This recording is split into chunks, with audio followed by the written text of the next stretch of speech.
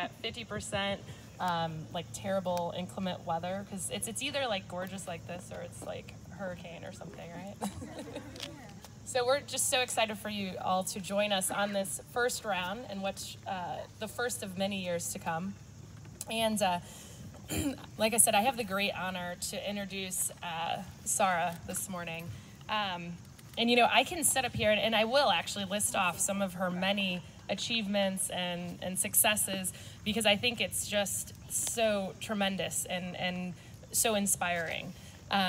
But I think more so what I'd like to start with is just how she captivates.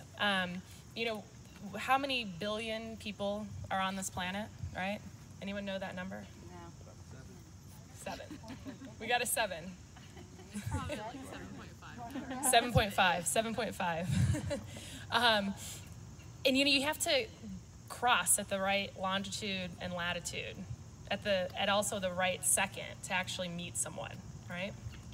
And so I actually had the privilege of doing just that a few years back in Bali, Indonesia. And there Sara was, beautiful smile, like radiating, and just like welcomed me as if I had been like long lost family. And so what struck me the most about that was just her huge open heart. And it wasn't just towards me, it was towards everyone around and the amazing team there at Soulshine Bali. And then it was actually after that when I saw her and Michael carrying out their dream of being of selfless service to those around, and traveling to do relief work. And so actions speak louder than words, and so you're going to hear me say so many accomplishments, but you'll see, and I know you all have already experienced, and from those of you who were with us yesterday, you've experienced this wonderful woman beside me. So a couple of those many achievements, and I really would have to probably have the whole hour that she has to list these off, so I'm going to kind of pick and choose. But first off, you know, she's been an emergency room nurse, which I know we have some other nurses. It's interesting. Yesterday we had actually I think like a half dozen nurses in our group, so it was kind of phenomenal how, again, like people are just brought together. But an emergency room nurse, and I actually saw that firsthand as she like took care of the team in Soulshine. So it was pretty phenomenal. A lot of her skill set came out. Of course, I want to talk for a minute about Do It for the Love, because Do It for the Love is something that is just so incredibly inspiring. And for those of you who follow Sara and follow Michael, every time I see a post that they do, every time I'm at like one of their amazing concerts where they're bringing individuals who have terminal illnesses up on stage and giving them the opportunity to have an evening with their favorite musician, I mean, it brings tears to my eyes, right? And it's just something so amazing that they've done, you know, for our world and for our country. And she not only sits and takes part in that, but she sits as the co-founder, right? And she sits on the top of that, right?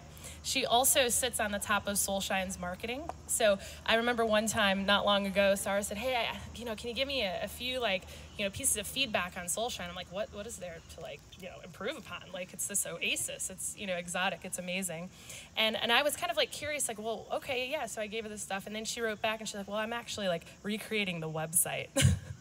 So, I mean, not only is she, sitting as head of marketing there, but she's actually doing the work. And so that's the key. Sara does the work in so many amazing ways.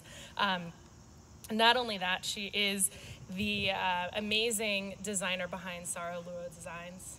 So some of you got a piece of her jewelry yesterday if you came to her talk.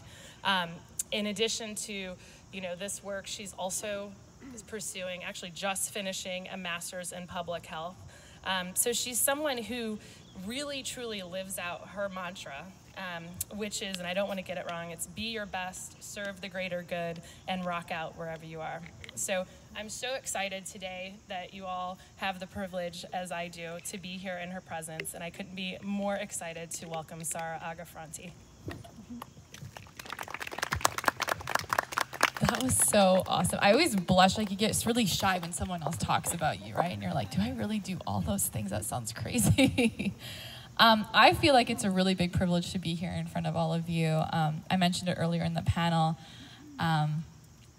Despite doing all these things, I still have moments where I doubt myself and wonder what my purpose is in the world, and if what I'm doing is good enough, is it real, what are my intentions, what are my values behind it.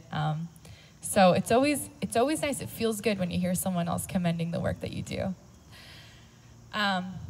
So you guys heard this morning, I'm Sara, I live in San Francisco, I'm Canadian, which is why I'm so humble and kind. It's my Canadian roots. I've recently married, and with my husband, we have a household mantra that Kelly mentioned. It's actually in our wedding rings, our engagement rings. It's be your best, serve the greater good, rock out wherever you are. And what that, and if he explains it, my husband, Michael Franti, if you know his music, if he explains it, it's gonna sound something different to him than it does to me. So for me, being your best is really about being your best self. It's about being my authentic self. And authenticity is a word that we hear a lot, the same thing as body, mind, soul. It's kind of like on everything. But if you really get down to the root of it, it's just being really honest and real and figuring out who you want to be. It's not whether you're a vegetarian or a vegan or if you work out every day. It's about finding out what path you want to be on to be living the best version of yourself, which can be a really hard thing to do. Serving the greater good has been something that's very important to me. I believe in the greater good. I believe in being of service. But I also believe that that comes in different shapes and forms. And so being of service to your partner or to your children or to your parents or to your neighbor is just as important as crossing an ocean and doing service for another community. And sometimes we forget that the relationships that are closest to us deserve the most attention. And the last part is rock out wherever you are, and it's never losing your enthusiasm for life, enjoying the journey. I have a really big problem with that. I'm the person who's always looking for the goal, and then once I hit the goal, I never celebrate achieving the goal, and I just move on to the next thing. And it's always just like moving the goalposts further and further away, which I'll tell you causes burnout. So rocking out and enjoying the journey of life and having fun with your partner, having fun with my husband is something that I try to hold intention for every day. I just had my astrology chart read, which I've never done before. And that's why I wanted to ask you, Mike, who's your astrologist that you see? But she told me, the first thing she said was, she goes, well, people might consider you bossy at times, but you're really not bossy. You're just a leader who knows what you want and you know how to get shit done and you just want it done right. And, you know, it's not, you know, people might take it the wrong way, but it's just your leadership. And then she said, but you're a reluctant leader. That's what your chart's telling me, because somewhere along the line, someone told you or something happened that being in leadership and having that influence or power, which isn't really quite the best word that I like to use, but someone told you that it was a bad thing. And so you want to inspire and you want to go out there and do good, but then sometimes you retreat. And I feel that because when I get invited to participate in things like this, I get really anxious and nervous and I find that self-doubt and I wonder, well, what am I doing that's so good to share? So it was really cool to have someone read my chart and just see that, someone who had nothing to do with me or didn't know anything about me. And Mike and I were talking about, and I talked about that too, about my tone. Like, I'm very direct. I get to the point in my emails. If I know you, I don't say hi anymore. I just get right to the point. I don't sandwich. I'm trying to sandwich my emails, and I don't really do. I try to like give a positive, then give the suggestion, not the criticism, and then thank the person. But I just want to share my story just so that you can understand a little bit more of how I came to wearing all these different hats that Kelly mentioned. So my parents are refugees. They're from Iran. They got married in 1979, and they moved to the Philippines. My dad was going to university in Baguio City, which is something that a lot of young people were doing at the time from Iran.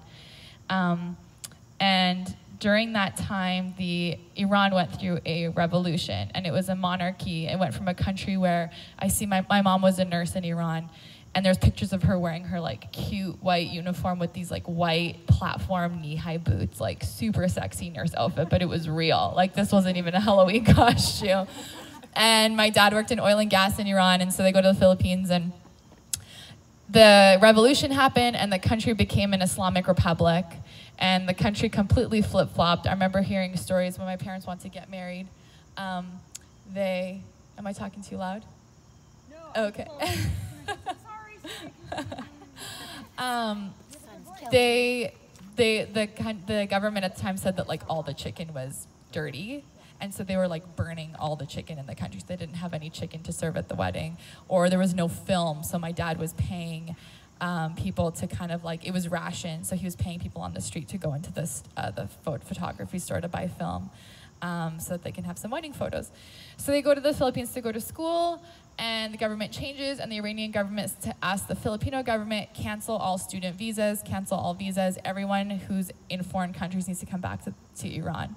The problem is that I didn't grow up Muslim, I grew up Baha'i. And at that time, they were killing Baha'is. They were going into their homes, setting their homes on fire. They were hanging them if they weren't converting. And so my grandparents would write these letters to my parents in code, basically saying, like, don't come back, because there's a chance that you can be killed too.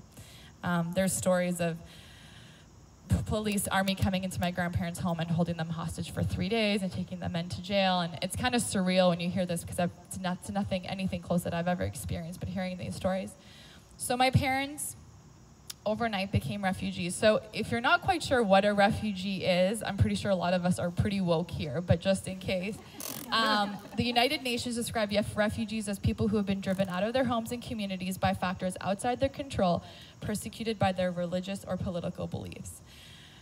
So now my parents are in a country illegally, and they can't go back to where they're from. They have no money because all of the banks, their wirings have been closed off. So they applied to Canada, the United States, Australia, and Sweden as refugees, and they had their suitcases packed, and they were living in a community hall, Baha'i Center, which is like a community hall run by the Baha'i community in the Philippines.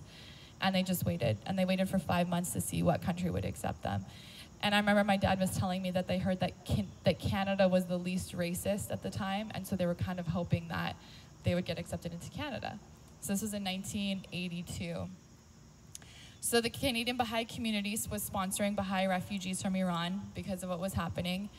And so they got on an airplane and they came to Canada. My older sister was 2. She had never seen snow before. And they flew into Vancouver, BC, and they took a train to Alberta, and they were crossing the Rocky Mountains. And my mom tells me the story that my sister woke up and looked out the window and was like, there's milk everywhere. She didn't know what snow was. So my parents being 2 professionals, now in Canada, it's a recession. And it's very different now. Like, now you can come and your education's accepted. There might be a little bit of training you have to take. But at that time, my mom couldn't even get a job as a nursing assistant. She worked as a registered nurse. She ran the pediatric ward in Iran for 7 years. And so I hear these stories of my parents with $800 in their pocket. They come to Canada in the middle of winter. Because they were sponsored, there was this agreement that they had to go to a town to sort of like pioneer, like to teach the faith, you know, teach the Baha'i faith. And they put them in this town that didn't even have a name. It had a number. They were in a town called ID 14. So it's north of Edmonton. And they rolled up their sleeves and they got to work. And they did odd jobs. And my parents never actually talked to me about it until I was in my 20s. And I started actually inquiring when I realized, you know, I wanted to find out what they did. And it was almost like my dad was a little bit embarrassed. You know, he told me a story. He worked at McDonald's, and he did the repair of their machinery. My mom was a waitress for a little while.